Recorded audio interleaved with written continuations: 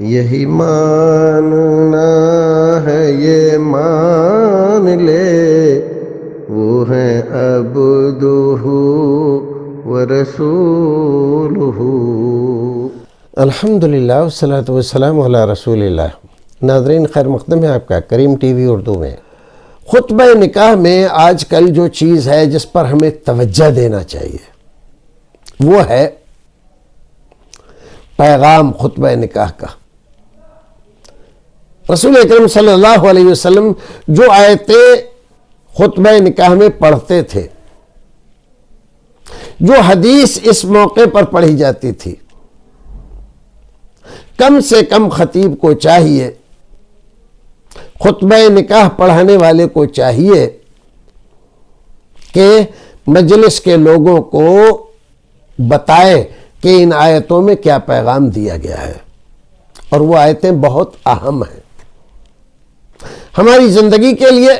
اور یہ جو نیا رشتہ استوار ہو رہا ہے، ان کی بہتری اور خوبی کے لیے اور رشتے کو برقرار رکھنے اور اس کی مریادہ کو نبھانے اور نہ توڑنے،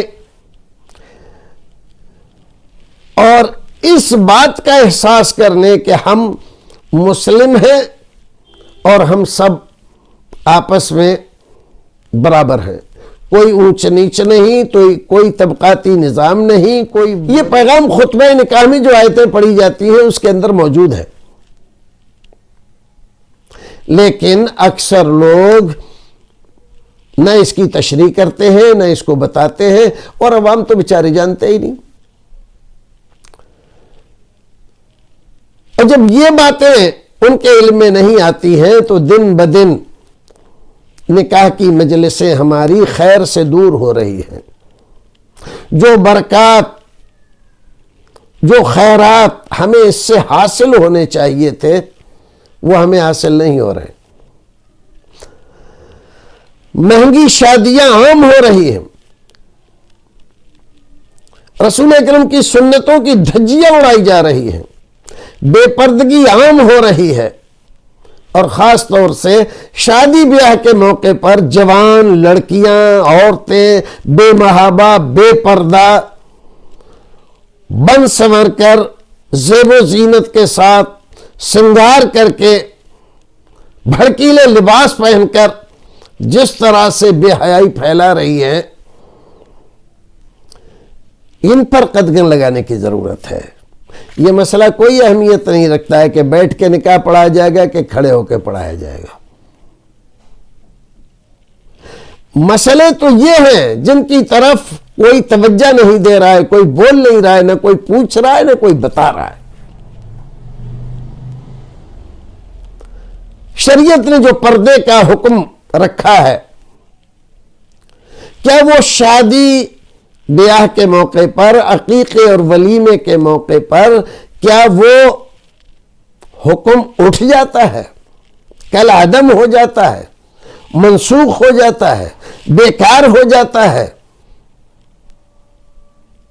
یہ بات ہے پوچھنے کی، یہ بات ہے سمجھنے کی، یہ بات ہے لوگوں کو بتانے کی۔ جب اس میں پیغام دیا جا رہا ہے وَلَا تَمُوتُنَّ إِلَّا وَأَنْتُمْ مُسْلِمُونَ، جب وہاں پیغام دیا جا رہا ہے وَمَنْ يُطِعِ اللَّهَ وَرَسُولَهُ فَقَدْ فَازَ فَوْزًا عَظِيمًا، تو بتایا جائے کہ اصل کامیابی کیا ہے۔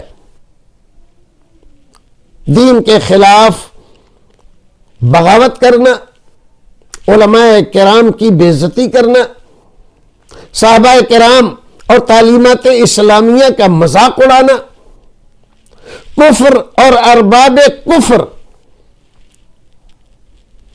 کے انداز کو، ان کے طریقے کو، ان کی روش کو، ان کی فیشن کو اپنانا اور اس پر فخر کرنا ایک مسلمان کے لیے کس حد تک جائز اور درست ہے؟ یہ باتیں ہیں پوچھنے کی، اور یہ باتیں ہیں سماج کو بتانے کی۔ اللہ رب العزت ہمیں اور آپ کو نیک عمل کرنے کی توفیق عطا فرمائے۔